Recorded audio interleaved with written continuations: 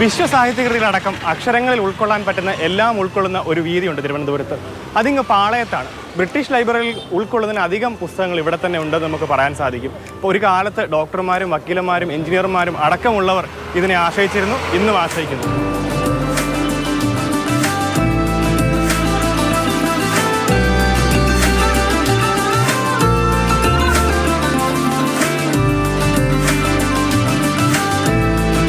പുസ്തകപ്രേമികൾക്കും വിദ്യാർത്ഥികൾക്കും ഒരുപോലെ പ്രിയപ്പെട്ട ഒരിടം.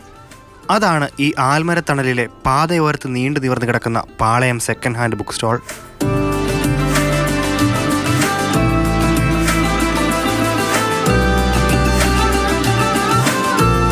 മുപ്പത്തിയഞ്ച് വർഷത്തിലധികമായി ഈ പുസ്തകക്കൂന ഇവിടെ കൂടിയിട്ട്.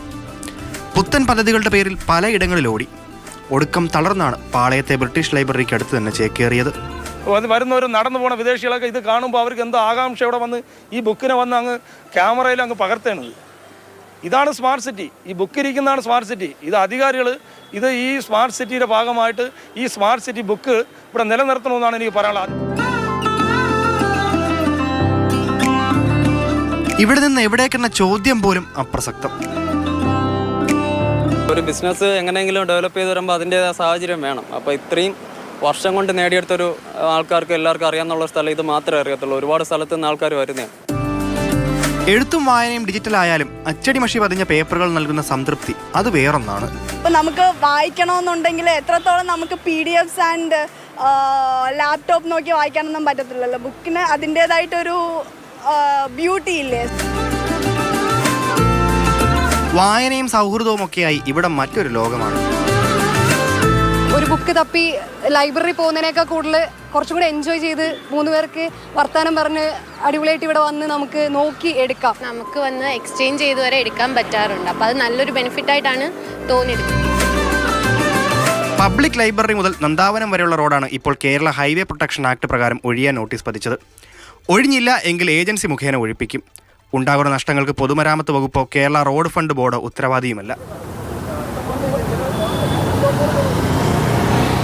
അച്ചടി നിലച്ചതടക്കം നിലവിലെ മാർക്കറ്റിൽ കിട്ടാത്ത പല പുസ്തകങ്ങളുടെയും കമ്പനിയ ശേഖരമാണ് ഇവിടെ. സ്മാർട്ട് സിറ്റി പദ്ധതിയുടെ പേരിൽ കുടിയിറക്കപ്പെടുകയാണെങ്കിൽ ഇനി എങ്ങോട്ട് എന്നുള്ള ചോദ്യം പ്രസക്തമാണ്. ക്യാമറമാൻ രതീഷ് വെൺപകലിനൊപ്പം ഗോകുൽനാഥ്, മാതൃഭൂമി ന്യൂസ്, തിരുവനന്തപുരം. ഗോകുലെ, ഗുഡ് മോർണിംഗ്. ഇപ്പോൾ എന്താണ് നിലവിൽ ഈ നഗരസഭയും ഈ ഉടമകളും തമ്മിൽ പറഞ്ഞത്? നിലവിൽ പൂട്ടാൻ തന്നെയാണോ അവരുടെ തീരുമാനം? അതിന് നടപടികൾ തുടങ്ങിയോ ഗോകുൽ? സേതു, ഈ വാർത്തയെ വൈകാരികമായിട്ട് തന്നെ കാണേണ്ടി വരും. നമുക്കൊരു കാര്യത്തെ പ്രായോഗികമായിട്ടും വൈകാരികമായിട്ടും കാണാമല്ലോ. പക്ഷേ ഇതിനെ കുറേ കൂടെ വൈകാരികമായിട്ട് കാണാനാണ് എനിക്കും സേതു പറഞ്ഞ പോലെ താല്പര്യം. കാരണം 2019 ഞാൻ വരുമ്പോൾ ഏറ്റവും കൂടുതൽ പുസ്തകങ്ങളൊക്കെ വാങ്ങിയിട്ടുള്ളത് ഈ പറയുന്ന കടകളിൽ നിന്നൊക്കെ തന്നെയാണ്.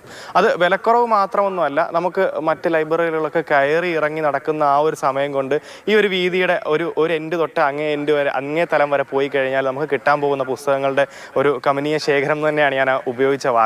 അതുപോലെ തന്നെയാണ് നമുക്ക് എത്ര പുസ്തകം വേണമെങ്കിലും അവിടെ നിന്ന് കിട്ടും എന്നുള്ളൊരു സാഹചര്യമുണ്ട്. എന്ത് പുസ്തകം വേണമെങ്കിലും, എന്ത് ഫിക്ഷൻ ആയിക്കോട്ടെ നോൺ ഫിക്ഷൻ ആയിക്കോട്ടെ, ഇനി UPSC എക്സാം പ്രിപ്പയർ ചെയ്യുന്നവർ നെറ്റ് സെറ്റ് എക്സാമുകൾക്കുള്ളത്, ഇനി ഏത് പ്രൊഫഷനുള്ള ആളുകൾക്കാണെങ്കിലും അവരുടെ പ്രൊഫഷനുമായി ബന്ധപ്പെട്ടിട്ടുള്ള പുസ്തകങ്ങൾ അടക്കമുള്ളവയൊക്കെ തന്നെ ഉള്ള വലിയൊരു മാർക്കറ്റ് തന്നെയാണിത്. അപ്പോൾ ഇത് 35 വർഷമായിട്ട് ഇത് പ്രവർത്തിച്ച് വരികയാണ്. പക്ഷേ അതിനിടയ്ക്കാണ് ഈ പറയുന്ന രീതിയിൽ സ്മാർട്ട് സിറ്റി പദ്ധതിയുടെ ഭാഗമായിട്ട് നഗരത്തിൻ്റെ ആ പാതയോരത്തിൽ നിന്ന് മാറ്റണം എന്നുള്ള തരത്തിൽ തന്നെയാണ് ഇപ്പോൾ നിലവിലത്തെ തീരുമാനമായിട്ടുള്ളത്. അതിൻ്റെ ഭാഗമായിട്ട് 2-3 തവണ അവർക്ക് നോട്ടീസൊക്കെ കൊടുത്തിട്ടുണ്ട്.